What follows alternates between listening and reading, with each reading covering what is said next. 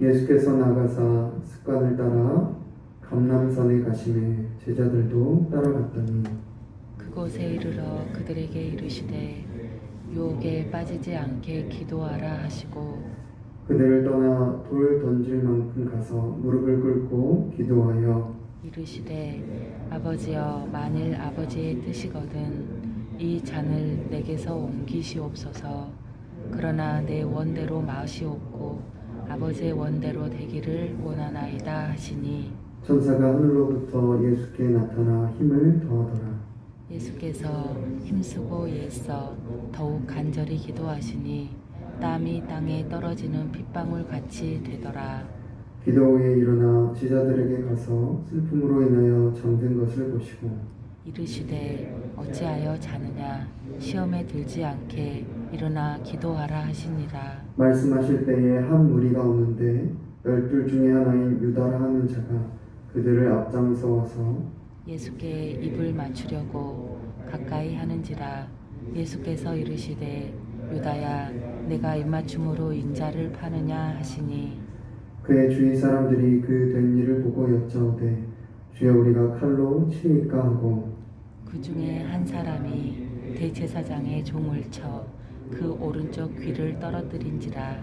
예수께서 일러 이르시되 이것까지 참으라 하시고 그 귀를 만져 낫게 하시더라. 예수께서 그 잡으러 온 대제사장들과 성전의 경비대장들과 장로들에게 이르시되 너희가 강도를 잡는 것 같이 검과 몽치를 가지고 나왔느냐. 53절 내가 날마다 너희와 함께 성전에 있을 때에 내게 손을 대지 아니하였도다. 그러나 이제는 너희 때요 어둠의 권세로다 하시더라. 아멘. 오늘 본문의 말씀은 예수님께서 잡히시기 전날 밤 감람산 곧 겟세마네 동산에서 기도하시는 장면을 기록하고 있습니다. 본문 44절에 보니까 예수님께서 힘쓰고 애써 더욱 간절히 기도하시니 땀이 땅에 떨어지는 핏방울같이 될 만큼 그렇게 간절히 기도하셨다고 기록하고 있습니다. 우리가 함께 살펴봤더니 누가복음은 다른 복음서보다 기도에 대한 이야기가 더 자주 나오는 것을 볼 수가 있는데 특히 다른 복음서에서 나오지 않는 예수님의 기도 장면을 7번이나 기록하고 있습니다. 또 다른 복음서에서 기록되지 않은 기도에 대한 예수님의 3가지 비유를 통해서 기도의 중요성을 강조하고 있는 것을 볼 수 있습니다. 오늘 본문의 말씀은 이와 같은 누가복음 전반에 걸친 기도에 대한 교훈을 몸소 실천하시고 직접 보여주시는 예수님의 모습을 기록하고 있다고 볼 수 있습니다. 그런데 오늘 본문에서 예수님이 기도하시는 내용을 보면 조금 의아합니다. 42절 전반부에 보니까 아버지여 만일 아버지의 뜻이거든 이 잔을 내게서 옮기시옵소서라고 기도하십니다. 우리가 짧게 생각할 때는 예수님께서 이 땅에 오신 이유가 십자가를 지시기 위함이었기 때문에 기도하실 때 아버지 제가 십자가를 기쁨으로 지고 가겠습니다. 이렇게 말하셔야 될 것 같은데 뭐라고 하십니까? 이 잔을 내게서 옮겨달라고 하십니다. 우리가 이 말씀을 잘못 보고 오해하게 되면 예수님도 십자가 지기 싫어하셨구나. 예수님이 우리를 사랑하셔서 십자가 지셨다고 생각했는데 예수님도 마음이 조금 흔들리셨나? 이렇게 생각할 수 있습니다. 그러나 예수님께서 여기서 내 잔을 옮겨주시라고 말씀하시는 것은 예수님이 우리를 사랑하시지 않아서 또 하나님의 뜻을 따르고 싶지 않아서 그렇게 기도하신 것이 아닙니다. 예수님께서는 이 기도를 하실 때도 뭐라고 하십니까? 아버지의 뜻이거든 이 잔을 내게서 옮기시옵소서라고 기도하십니다. 예수님에게 있어서 가장 중요했던 것은 아버지의 뜻이었습니다. 42절 함께 살펴봤던 이 기도문에도 이 42절을 앞뒤로 살펴보면 예수님께서는 계속 아버지의 뜻 하면서 두 번이나 아버지의 뜻을 말씀하시는 것을 볼 수 있습니다. 그럼에도 불구하고 예수님께서 이 잔을 내게서 옮겨주시라고 말씀하시는 것은 예수님께서 우리를 사랑하시지 않아서 또 하나님의 뜻을 이루기 싫어서가 아니라 우리의 죄를 뒤집어 쓰심으로 인해 영원 전부터 함께 하셨던 성부 하나님과 단절되는 고통을 당하셔야 했기 때문입니다. 그러나 예수님께서는 결국 자신의 뜻이 아니라 하나님 아버지의 뜻을 구하며 순종하셨습니다. 우리 42절의 말씀 다시 한번 함께 읽어보겠습니다. 이르시되 아버지여 만일 아버지의 뜻이거든 이 잔을 내게서 옮기시옵소서. 그러나 내 원대로 마시옵고 아버지의 원대로 되기를 원하나이다 하시니. 아멘. 이와 같은 예수님의 기도가 우리의 기도가 되기를 바랍니다. 어느 상황에 있든지 내 뜻이 아니라 아버지 하나님의 뜻이 우선 되기를 바랍니다. 때로 아버지의 뜻이 나의 뜻과 다를지라도 순종함으로 나아가는 저와 여러분 되기를 바랍니다. 그런데 예수님께서 이렇게 간절히 기도하실 때 제자들의 모습은 어떠했습니까? 45절, 46절에 보니까 기도 후에 일어나 제자들에게 가서 슬픔으로 인하여 잠든 것을 보시고 이르시되 어찌하여 자느냐 시험에 들지 않게 일어나 기도하라 예수님께서 말씀하시는 것을 볼 수 있습니다. 마태복음 26장 40절에는 제자들에게 오사 그 자는 것을 보시고 베드로에게 말씀하시되 너희가 나와 함께 1시 동안도 이렇게 깨어 있을 수 없더냐라고 말씀하십니다. 누가복음과 달리 마태복음과 마가복음에서는 예수님께서 제자들에게 3번씩이나 다시 오셔서 깨어 기도하라고 말씀하시는 것을 볼 수 있습니다. 그렇게 예수님께서 간곡히 당부하셨음에도 불구하고 깨어 기도하지 않고 잠에 골아 떨어졌던 제자들의 모습은 그 결과에서도 예수님과 너무나 상반된 모습을 보입니다. 예수님의 제자였던 유다가 대제사장들과 성전 경비대를 데리고 예수님을 잡으러 오자 그때서야 제자들은 혼비백산하며 잠에서 깨어납니다. 그때서야 제자들은 정신이 번쩍 든 것입니다. 아마 제자들은 그때까지도 예수님께서 이제 곧 잡히셔서 십자가에 달리실 것을 알지 못했던 것 같습니다. 기도함으로 깨어 준비하지 않은 제자들은 눈앞에 닥친 시련 앞에서 조금도 영적으로 반응하지 못하고 욕심의 생각과 방법으로 반응하는 것을 보게 됩니다. 본문 49절 50절에 보니까 그의 주위 사람들이 그 된 일을 보고 여짜오되 주여 우리가 칼로 치리이까 하고 그 중에 한 사람이 대제사장의 종을 쳐 그 오른쪽 귀를 떨어뜨린지라 라고 기록하고 있습니다. 예수님께서는 땀방울이 핏방울이 될 때까지 기도하시면서 아버지의 뜻대로 되기를 원한다고 하셨는데 제자들은 옆에서 쿨쿨 졸다가 아버지 하나님의 뜻인 십자가의 길을 육신의 생각과 육신의 방법으로 가로막고 저지하려고 했던 것입니다.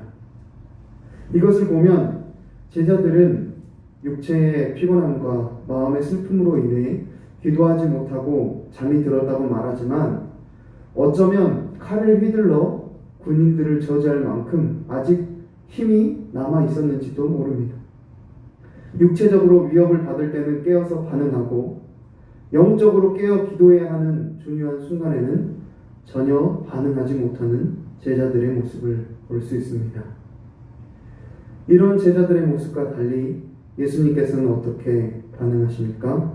51절에 보니까 예수께서 일러 이르시되 이것까지 참으라 하시고 그 귀를 만져 낫게 하시더라 라고 기록하고 있습니다.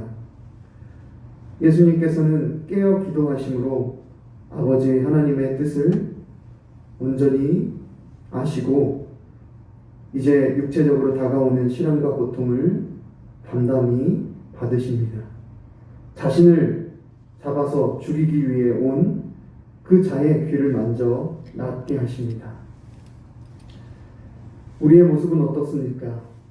하나님께서 우리의 삶에 시련과 고난을 허락하실 때 기도함으로 아버지의 뜻을 분별하고 순종함으로 아버지의 뜻을 온전히 받아들이고 있습니까?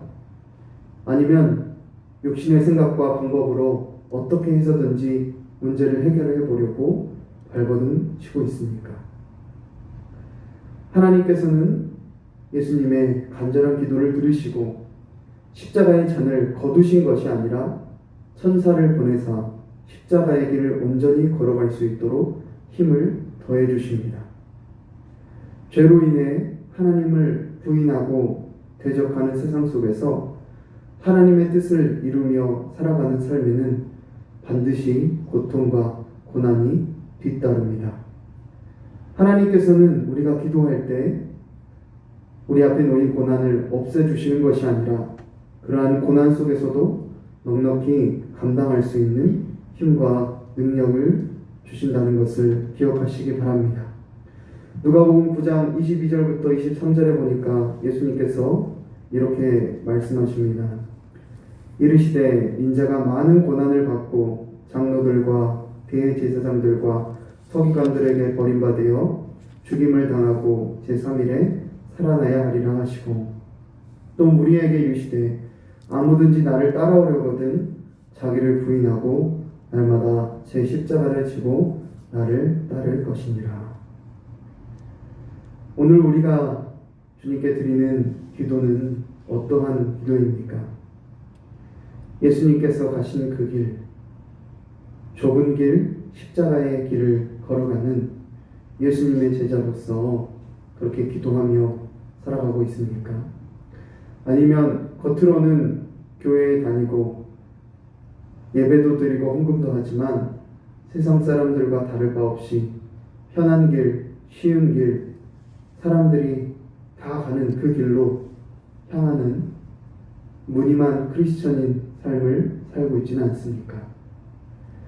오늘 본문의 말씀을 기록했던 누가는 이어지는 사도행전을 기록하며 이전에 예수님을 배신하고 도망쳤던 제자들이 십자가의 복음을 전하기 위해 갖은 고난과 핍박에도 굴하지 아니하고 담대히 증인의 삶, 순교자의 삶을 살았다고 기록합니다. 제자들이 그렇게 180도 변할 수 있었던 이유는 무엇이었을까요? 오늘 본문의 말씀을 기록했던 누가는 사도행전 1장 12절부터 14절에 이렇게 기록하고 있습니다. 제자들이 감람원이라 하는 산으로부터 예루살렘에 돌아오니 이 산은 예루살렘에서 가까워 안식일에 가기 알맞은 길이라. 들어가 그들이 유하는 다락방으로 올라가니 베드로, 요한, 야고보, 안드레와 빌립, 도마와 바돌로메, 마테오와 알페오의 아들 야고보, 셀롯인 시몬, 야고보의 아들 유다가 다 거기 있어 여자들과 예수의 어머니 마리아와 예수의 아우들과 더불어 마음을 같이하여 오로지 기도에 힘쓰더라. 예수님께서 감람산에서 승천하시는 것을 본 제자들은 감람산에서 땀방울이 핏방울이 될 때까지 기도하셨던 그 예수님의 모습을 기억하며 마가의 다락방에 모여 기도하기 시작합니다. 사도행전 1장 14절 끝부분에 보니까 오로지 기도하기에 힘썼다라고 기록하고 있습니다. 마치 예수님께서 겟세마네 동산에서 생명을 다해 기도하셨던 것처럼 제자들도 그렇게 기도하기 시작했습니다. 그때 하나님께서 예수님의 기도를 들으시고 천사를 보내사 십자가의 고난을 감당케 하신 것처럼 마가의 다락방에서 땀방울이 핏방울이 되도록 기도하는 그 제자들의 기도를 들으시고 보혜사 성령을 보내셔서 예수 그리스도의 증인으로 십자가의 길을 걸어가게 하십니다. 똑같은 제자들이었지만 기도하지 않았을 때 제자들은 예수님을 부인하고 도망쳤습니다. 하지만 예수님께서 승천하신 후 마가의 다락방에 모여 오로지 기도하기에 힘썼을 때 제자들은 예수님을 위해 생명을 내어 던지는 순교자의 삶을 살아갈 수 있었습니다. 오늘 고난주간의 첫날을 맞이하는 우리가 이와 같이 예수님의 모범을 따라 간절히 주님 앞에 기도하며 나의 뜻이 아니라 아버지 하나님의 뜻을 구하여서 성령의 충만함을 받아 복음의 증인된 삶을 살아가는 놀라운 은혜가 가득하기를 간절히 바랍니다. 기도하겠습니다. 살아계신 하나님 아버지, 고난주간의 첫날을 맞아 주님 앞에 예배하며 기도하게 하신 이 은혜를 감사합니다. 하나님, 오늘 이 고난주간 첫날에 겟세마네 동산에서 땀방울이 핏방울이 될 때까지 기도하셨던 예수님의 모습을 다시 한번 떠올려 봅니다. 우리의 기도의 내용은 무엇을 향하고 있습니까? 아직도 나의 뜻을 구하며 내 육신의 생각으로 주님 앞에 기도하고 있지는 않습니까? 아버지, 우리가 이제 나의 뜻을 구하는 것이 아니라 아버지 하나님의 뜻을 구하게 하여 주시고 하나님의 나라를 구하게 하여 주시고 하나님께서 그토록 원하시는 십자가의 증인된 삶의 모습을 기도함으로 구하게 하여 주셔서 성령의 충만함을 받아 세상 가운데 예수 그리스도의 증인의 삶을 온전히 살아가는 우리의 삶이 되게 하여 주시옵소서. 한 주간의 삶 속에 고난받으신 예수 그리스도를 묵상하며 예수 그리스도를 더욱 닮아가는 예수님의 제자들로 세워지게 하여 주시옵소서. 감사하며 예수님의 이름으로 기도했습니다. 아멘.